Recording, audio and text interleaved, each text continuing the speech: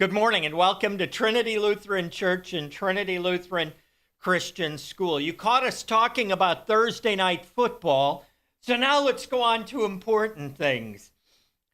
One of my favorite sections of Scripture is Isaiah chapter 40, verses 28 to 31, but today I'm only going to focus on Isaiah 40, verse 28. He will not grow tired or weary.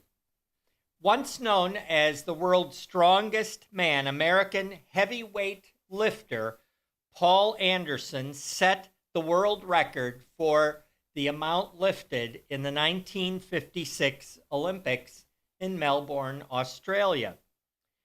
At the time that he set the record, he had an inner ear infection and 103-degree fever. If there would have been COVID in 1956, he would have been quarantined and not able to compete.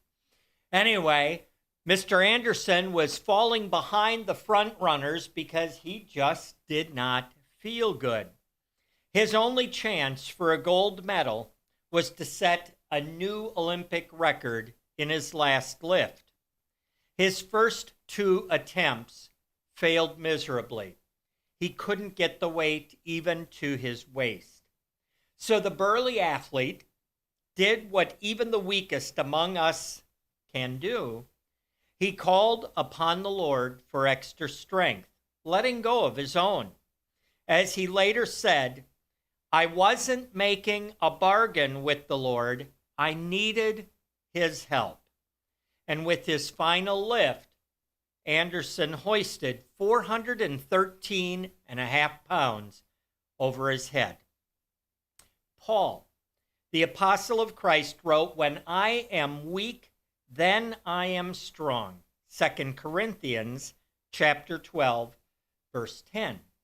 Paul was speaking of spiritual strength because he knew that God's power is made perfect in weakness. Paul recognized that at his day.